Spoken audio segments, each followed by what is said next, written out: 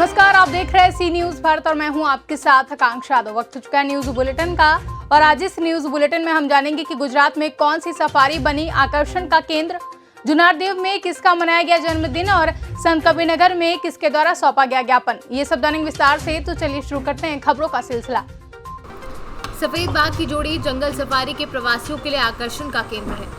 सफेद बाघ ये एक अति सुंदर दिखाई देती बंगाल बाघ की एक प्रजाति है जिसके शरीर पर रुबाटी और घाट पट्टे होते हैं जो सदियों से मानवीय को आकर्षित करते रहते हैं। केवड़िया जंगल सफारी के पास पहले से ही वीर नाम का सफेद नर बाघ था। अब उसका साथीदार मादा बाघ शक्ति को लाया गया है जो जंगल सफारी में आते हजारों प्रवासियों का आकर्षण का केंद्र बन सकता है।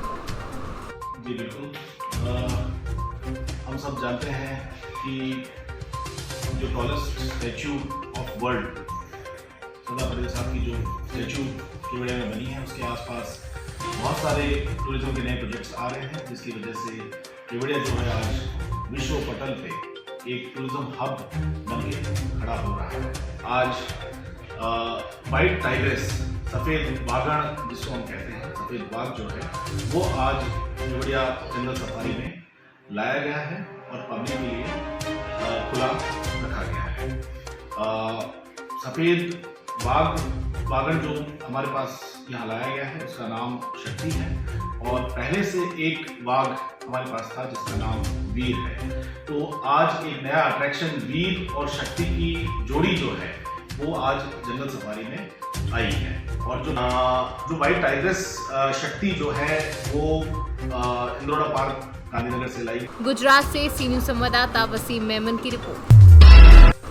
जुनारदेव भाजपा विधानसभा प्रभारी आशीष ठाकुर के जन्मदिवस के अवसर पर संपूर्ण मंदिरों में जाकर उन्होंने पूजा अर्चना की एवं क्षेत्र के विकास के लिए एवं सभी के स्वास्थ्य के लिए भगवान आशुतोष से प्रार्थना की। इस अवसर पर भाजपा कार्यकर्ताओं में अति उत्साह देखने को मिला। जय श्री राम। आज जन्मोत्सव के अवसर पर श्री राम मंदिर में आगमन हुआ। साथ ही साथ हम सबके संकट मोचन श्री हनुमान जी का भी दर्शन प्राप्त हुए। सभी बुजुर्ग लोग का आशीर्वाद लेकर आज जुनारदेव से आगे बढ़ रहा हूँ। आप तुलतला माता की ओर प्रस्थान कर रहा हूँ। बहुत बहुत धन्यवाद। आप लोग का जो आभार मिला उसका बहुत धन्यवाद। जुनारदेव से कैमरा पर्सन शानू के साथ वीरेंद्र अग्रवाल की रिपोर्ट।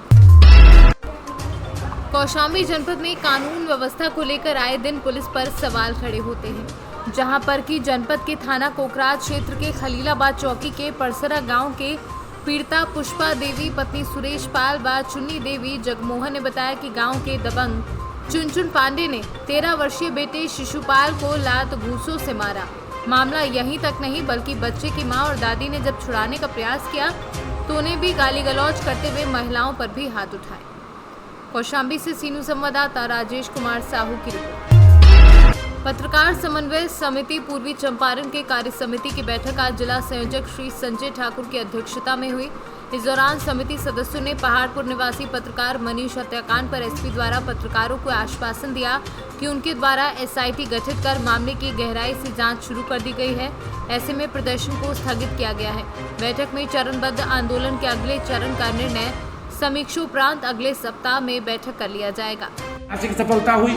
हम लोगों का शिष्टमंडल जिलाधिकारी से मिला, उन्होंने आश्वस्त किया, मुआवजा देने की बातें हुई। अब अभियुक्तों को गिरफ्तार करने की बात थी जिस पर एसपी ने आश्वासन दिया है। हम एसपी साहब के प्रति सहानुभूति जताते हुए उनसे अनुरोध करते हैं वो निश्चित रूप से एक सप्ताह के अंदर मनीष हत्याकांड का उद्भेदन कर लें, वास्तविक हत्यारों को गिरफ्तार कर लें और फिर यदि ऐसा हो जाता है तो उनके प्रति हमारा धन्यवाद ज्ञापन होगा। अगर ऐसा नहीं हो पाता है तो फिर हम आगे की रणनीति के लिए पुनर्विचार करेंगे। फिर से हम बैठक करेंगे एक सप्ताह बाद और सभी साथियों की राय शुमारी के बाद अगली रणनीति का निर्णय होगा, अगले आंदोलन का निर्णय होगा। आंदोलन चरणबद्ध है जिसकी एक कड़ी आज समाप्त हो रही है। फिर अगले चरण के लिए हम अगली तैयारी एसपी साहब के अनुसार। मोतिहारी से सीनू संवाददाता मनीष कुमार की रिपोर्ट। संत कबीरनगर भारतीय किसान यूनियन के बगौली ब्लॉक अध्यक्ष राजमन चौधरी ने किसानों से संबंधित व जनहित की समस्याओं का ज्ञापन आज खंड विकास अधिकारी बगौली संत कबीर नगर को सौंपा।